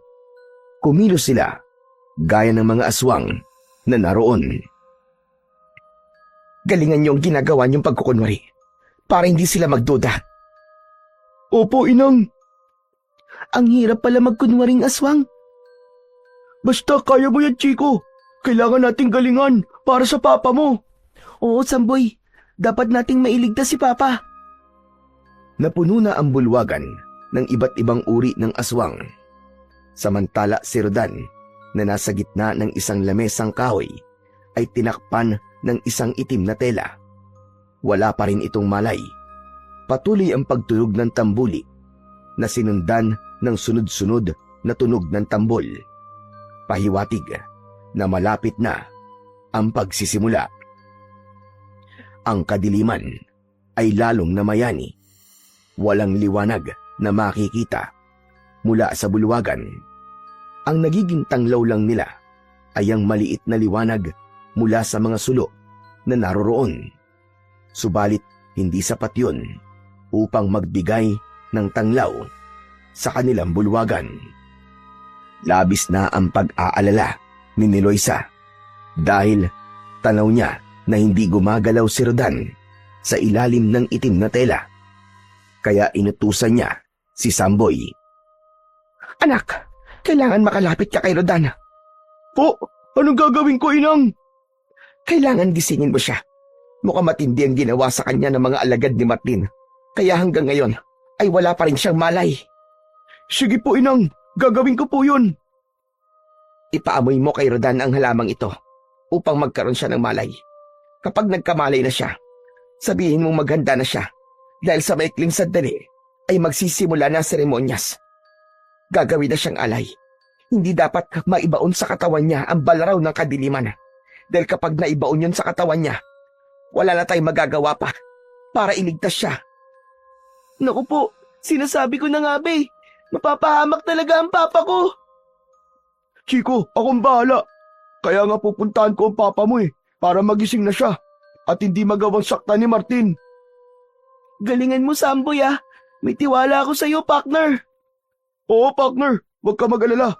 Matatapos natin ang misyon na ligtas ang papa mo. Umalis na si Samboy para sundin ang utos ng kanyang inang si Eloisa. Dahan-dahan ay lumapit si Samboy sa kinaroroonan ni Mang Rodan. Tama ang inang niya. Wala pa rin itong malay. Nagtago si Samboy sa ilalim ng mesa at ng itim na tela. Ipinaamoy ang halamang ibinigay sa kanya ng kanyang inang. Saglit pa ay nagising na nga si Mang Rodan. Sino ka? Mang Rodan, huwag po kayo maingay. Si Samboy po to. Inutusan po ako ni inay para gisingin ka dahil magsisimula na po ang seremonya. Napahaba ba ang tulog ko? Diyos ko, salamat, ginising mo ako, Samboy. Sige po, kayo na po ang bahala. Kailangan ko na pong bumalik kina inang. Si Chico, ang anak ko, nasan? Kasama po namin siya, pero wag po kayo mag-alala, okay po si Chico. Kami po ni inang ang bahala sa kanya. Wag na wag niyong pababayaan ang anak ko. Nakikiusap ako sa inyo. Opo, kami pong bahala kay Chico. Yun ang huling sinabi ni Mang Rodan bago siya tuluyang iniwan ni Samboy. Subalit hindi pinayagan ni Rodan na umalis ang bata. Bakit niyo po hinawakan ng kamay ko, Mang Rodan? May ibinulong si Mang Rodan kay Samboy. Nanlaki ang mga mata ng bata sa sinabi nito. Nagdadalawang isip si Samboy sa ibig mangyari ng tatay ni Chico. Pero, Mang Rodan, Ako ang bahala sa'yo. Hindi kita pababayaan. pero hindi po yun ang plano niyo ni inay, di ba? Alam ko, kailangan baguhin ang plano para sa ating kaligtasan. Pangako, ako ang bahala sa'yo. Hindi kita hahayaang mapahamak.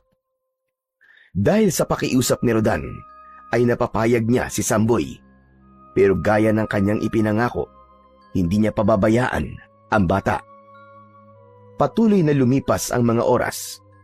Sumapit na ang takdang sandali para sa gagawing seremonyas ng grupo ng mga aswang. Hindi mapakali si Eloisa dahil hindi pa bumabalik ang anak na si Samboy. Bakit wala pa siya hanggang ngayon? Oo nga po, Aling Eloisa. Hindi pa po bumabalik si Samboy. Ano na kaya ang nangyari doon? Malinaw naman ang biling ko kanina. Nagigisingin lamang niya si Rodan at bumalik na siya rito. Subalit, bakit hindi pa siya bumabalik hanggang ngayon? Muli nang tumunog ang tambuli at tambol. Mas naging maingay ang bulwagan dahil sa pagsisimula ng seremonya ng mga aswang. Umakyat na sa isang maliit na entablado ang pinuno ng mga aswang na si Martin, kasama ang kanang kamay nito na si Saldo. Ngayon na ang gabing ating pinakahihintay. Sa pagtatapos ng gabi ng kadiliman, ay iaalay natin sa dilim ang isang nilalang. Kaya salamat sa iyo, Eloisa, dahil hindi mo binibigo ang lipi ng mga aswang. Ikaw ang nagdadala ng taong magiging alay at hindi ka pa pumapalpak kailanman. Ibinigay ni Saldo kay Martin ang isang balaraw. Humalakhak pa si Martin nang hawakan niya yon. Dinilaan pa ang talim nito. Sa dugo ng estrangherong dumating dito sa ating baryo na nasa mesang yan, muling mananariwa ang ating lakas at kapangyarihan. Kaya ihanda ang drum ng alak na hahaluan ng dugo ng estranghero. Pagkatapos, sama-sama tayong iinom at magsasaya.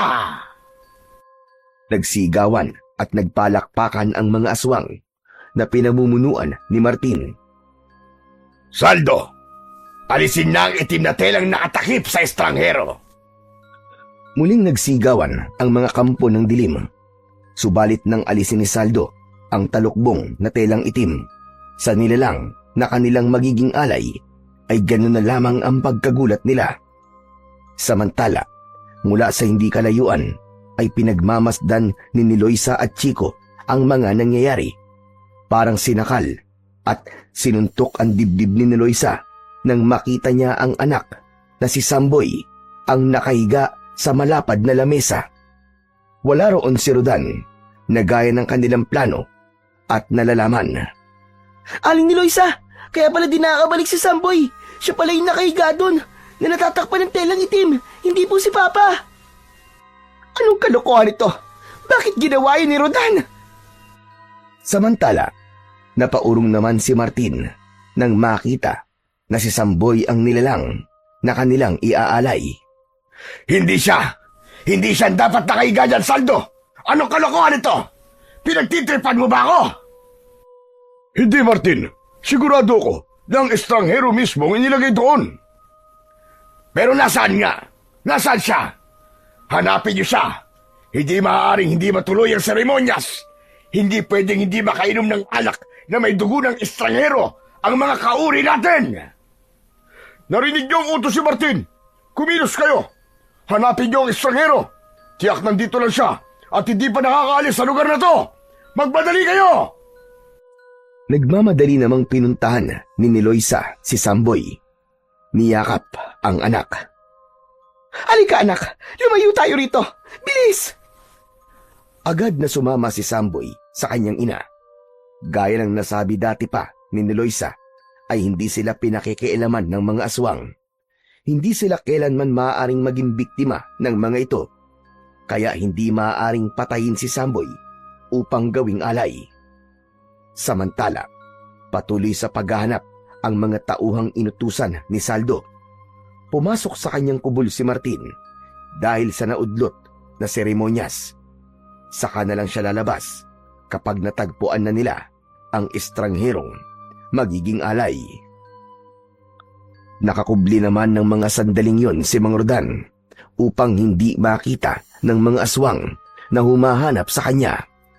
Hindi rin siya maaamoy ng mga ito dahil nakapagpahid na siya ng langis na ginawa ni Aling Niloisa. Nagtabi siya ng langis na inilagay niya sa isang maliit na boteng sisidlan.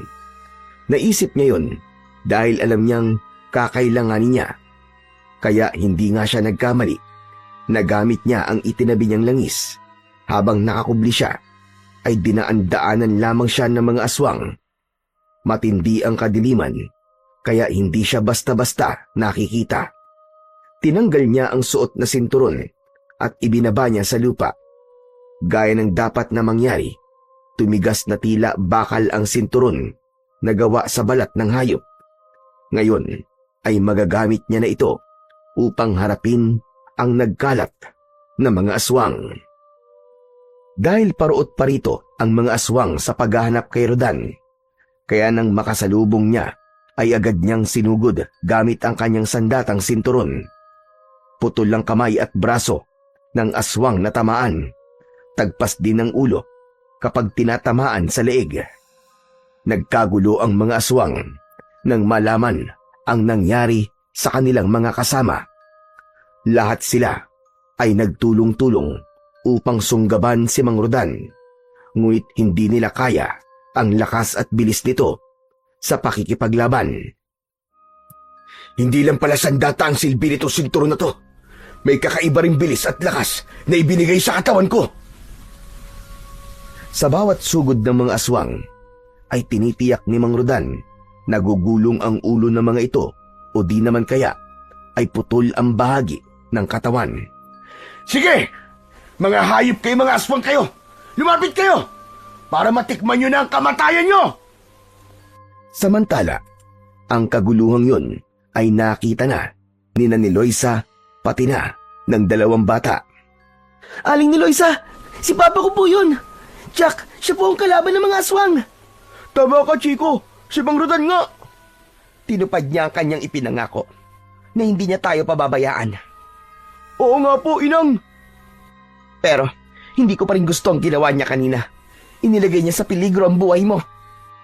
Inang, kaya naman po ako pumayag dahil sabi mo nga, hindi tayo sasaktan ni na Martin. Hindi nila tayo magagawang patayin, hindi ba?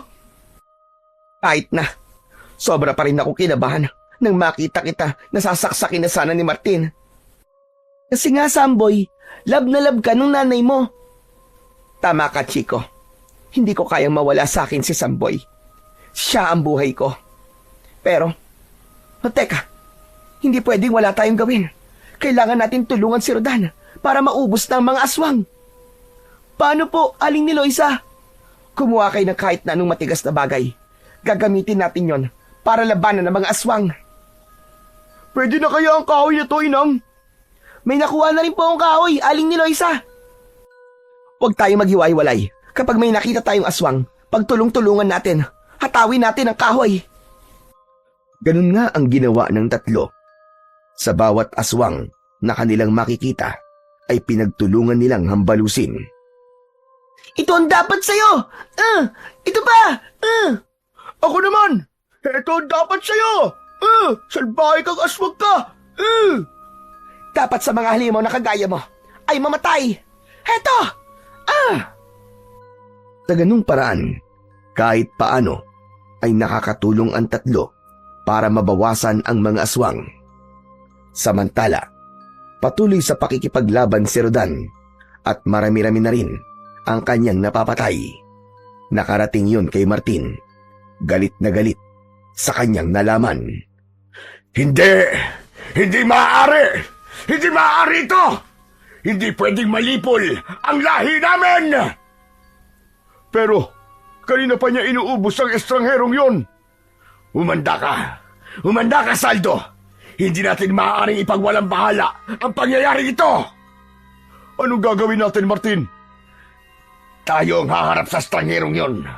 Siya ang dapat pamatay, hindi ang mga kauri natin! Lumabas na ng kanyang kubol si Martin at nakita niya na marami sa kanyang mga kauri ang nakahandusay at wala ng buhay.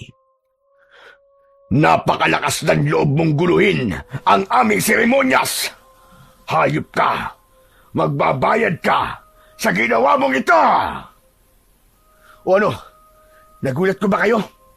Dahil ang estrangherong gagawin yung alay sana ay siya palang lilipol sa inyo. Huwag kang hambog. Akala mo ba tapos ka na? Hindi. Nagkakamali ka. Sige, lumapit ka para makita mo kung anong hinahanap mong demonyo ka. Pagkatapos nun, inihanda ni Rodan ang sandatang hawak niya. Isang maling kilos lang ni Martin ay tiyak na may paglalagyan ito, kaya matatapos na ang katakawan ng pinuno ng mga aswang. Subalit bago pa sumugod si Martin, ay nakita niya ang biglang pagbabagong anyo ng kanang kamay ni Martin na si Saldo.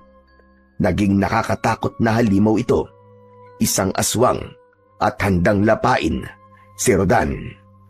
Sige, Saldo! Bigyan mo ng leksyon ng pangahas na estrangherong yan! Patayin mo siya! Lapain mo hanggang sa gusto mo! Akala mo yata matatakot mo ko? Kahit ano pang itsura mo, hindi tatayo ang balahibo ko sa'yo.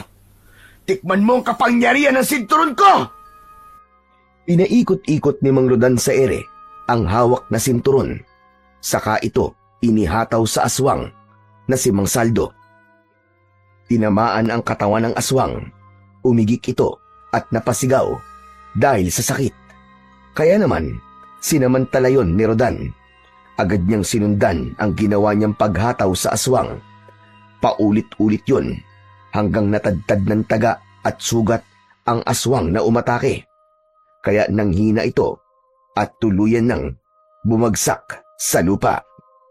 Kitang-kita ng pinuno ng mga aswang na si Martin ang nangyari sa kasama niyang si Saldo. Napaurong ito at naramdaman niyang hindi pangkaraniwan ang lakas ng estrangherong nasa harap niya. O ano? Wala ka ng kawala ngayon, Martin. Ikaw na ang susunod. Nabubulagta sa lupa. Subalit, pilit na nagpakita ng tapang si Martin. Hindi pa rin ito sumuko sa harap ni Rodan. Ungas! Anong bubulagtaan sinasabi mo? Hindi mangyayari yon, Gunggong. Dahil hindi mo pa lubos na kilala kung sino ang kaharap mo. Wala akong pakialam kung di pa kita ganap na kilala. Ang tanging alam ko lang, kailangan ka nang mawala para matapos ng kademonyohan mo at makaligtas na rin sa kamay mo sina ni Loisa. Ayun sa'yo na ang mag-ina kung yun ang gusto mo. Tutal, napakinabangan na namin siya. Tinugod ni Mang Rodan si Martin. Subalit sa pagsugod niyang yon ay kitang-kita niya ang pagbabago ng anyo ng pinuno ng mga aswang. Naging isang dambuhalang buhaya ito na halos sumabog sa laki ang tiyan. Anak ng, anong klaseng halimaw ito? Isang aswang na naging dambuhalang buhaya? Humahampas pa ang malaki at mahabang buntot ng dambuhalang buhaya. Ginagamit niya yon upang atakihin si Mang Rodan. Subalit mabilis ito at agad na nakakaiwas. Nagwala ang dambuhalang buhaya. Ang bawat madaanan ay winawasak gamit ang kanyang bibig na may malalaki at matatalas na pangil. Dapat akong mag-ingat sa buhayang to, pero hindi ko siya katatakutan. Kaya't tumitsyempo si Mang Rodan kung paano niya aatakihin ang dambuhalang buhayang aswang. Inihanda niya at mahigpit na hinawakan ang kanyang gamit na sandata. Pinagmamasdan niyang mabuti ang bawat kilos nito kung paano niya ito susugurin at papatayin. Matalas ang tingin ng buhaya sa kanya. Pinag-aaralan din ng buhaya ang bawat kilos ng estranghero. Samantala, kanina pa nakamasid sa kanila sila ni Loisa at ang dalawang bata. Pigil ang hininga ng mga ito dahil natatakot din sila sa posibleng mangyari kay Mang Rodan. Nag-iisip si Loisa kung paano niya matutulungan ang lalaki. Kaya kinausap niya ang dalawang bata. Makinig kayong mabuti. Kailangan natin tulungan si Rodan para madaig niya ang dambuhalang buhaya. Po, paano po, Inang? Ano pong gagawin natin, Aling ni Loisa? Lilikha tayo ng ingay para sirain ang atensyon ng buhaya. Hahagisan natin siya ng kahit na ano para mabulabog siya. Sa ganung paraan ay makakakilos si Rodan. Makakagawa siya ng paraan upang dumiskarte at makakuha ng tiyempo. Ganun na nga ang ginawa ng mga ito. Nag-ingay at naghagis ng iba't ibang matitigas na bagay papunta sa dambuhalang buhaya. Dahil sa ginawa ni Loisa ay nataranta ang dambuhalang buhaya. Nabaling ang atensyon niya sa ingay na ginagawa ni Loisa. Kaya naman, sinamantala ni Mang Rodan ang sandaling yon upang atakihin ang dambuhalang buhayang si Martin. Pinuntirya nito ang malalaking mata ng buhaya. Tinusok niya yon gamit ang kanyang hawak na sandatang sinturon. Buong lakas niyang ibinaon sa mata ng buhaya. Tumalsik pa ang masaganang dugo mula sa mata ng halimaw. Hayop ka! Demonyo ka! Tignan ko lang kung may magagawa ka pa. Ngayong bubulagin na kita. Ngayon naman, ang isa mo namang mata, ang bubulagin ko. Nagwala ang buhaya. Pumipilig-pilig ito, kaya tumalsik si Rodan ng tamaan ng ulo ng buhaya. Subalit agad naman itong nakabangon. Hinugot niya sa mata ng buhaya ang ibinaong sandata. Nagpaikot-ikot ang buhaya. Hindi alam kung saan pupunta. Hindi na ito makakita pa, kaya wala na sa tamang direksyon ang pinupuntahan nito. Habang nagpapaikot-ikot ang buhaya, ay muling humanap ng tiyempo si Mang Rodan. Alam niyang hindi niya kakayaning patayin ito kung itatarak niya ang kanyang sandata sa likod ng buhaya. Masyadong makapal ang balat nito, kaya dapat niyang maitarak ang sandata sa gawing tiyan. Kaya habang nagwawala ang buhaya, ay lumapit si Mang Rodan. Tila nagpapatintero dahil sa bilis ng galaw ng buhaya at maaaring tamaan siya ng buntot. Hanggang sa magkaroon ng pagkakataon ang lalaki, nakatsyempo siya dahil pansamantalang hindi gumalaw ang dambuhalang buhaya. Kaya buong puwersa niyang ibinaon ang armas sa tiyan nito. Pagkabaon nun, ay iginalaw-galaw niya ang sandata na tila hinahalukay ang tiyan ng halimaw hanggang makalika ng malaking sugat sa tiyan. Mula sa malaking butas sa tiyan ay umagos ang masagana at malansang dugo ng buhaya. Dahil sa pangyayaring yon, ay nanahimik ito na tila ba nakaramdam ng panghihina. Maya-maya pa ay tuluyan na itong tumahimik. Ganap ng pumayapa ang buhaya. Patay na ito. Wala ng buhay ang pinuno ng mga aswang na naging buhaya na si Martin. Nang makita naman ni Loisa na ligtas na sila, ay masaya silang lumapit kay Mang Rodan. Napakahusay mo, Rodan. Nagawa mo. Napatay mo ang mga aswang. Pati na ang pinuno nilang si Martin. Wala na rin. Malaya na ang baryong ito. Ang galing niyo po, Mang Rodan. Para po kayo superhero. Siyempre, papa ko yan eh. Magaling talaga at matapang. Kung ano man yung nagawa ko, dahil na rin yun sa tulong nyo. Maging sa tulong ng mahiwagang sinturon na ito. Ang galing naman ng sinturon mo, Mang Rodan. Pwede siyang gawing parang espada. Parang sandata talaga ng mga superhero. Dahil wala ng panganib, kaya bumalik na sa dati ang sinturon at isinuot na yon ni Mang Rodan. Wala na ang kinakatakutan nyo ni Loisa. Ligtas na kayo ni Samboy. Salamat, Rodan. Magkakaroon na rin kami ng kalayaan at makakaalis na sa lugar na ito. Ayaw na naming manirahan sa isinumpang lugar na ito. Huwag kayong mag-alala. Ako ang bahala sa inyo. Sa pag-alis namin dito, ay kasama kayo ni Loisa. Tutulungan ko kayo magsimulang muli. Siya nga pala, hanggang ngayon hindi mo pa rin sinasabi kung bakit hindi kayo maaaring saktan at patayin ng mga aswang. Pati na ng pinuno nila na si Martin. Ano bang meron sa inyo ni Loisa? Dahil kapatid ko si Martin, kadugo ko siya at hindi niya maaaring dungisan ng dugo namin ni Samboy ang kanyang mga kamay. Nasira ang relasyon namin magkapatid nang piliin niyang maging aswang sa kagustuhang maging pinuno at gamitin ang mga aswang na yon sa kanyang sariling kapakinabangan. Pero sa sinapit niya ngayon, wala akong pinanghihinayangan dahil siya ang pumili ng kanyang ikakapahamak. Tama lang na pagbayaran niya ang lahat ng kanyang mga naging kasalanan at kademonyohan. Sa buhay natin, tayo ang pumipili ng buhay at magiging kapalaran. Subalit huwag nating hayaan na kainin tayo ng pagiging gahaman at kasakiman.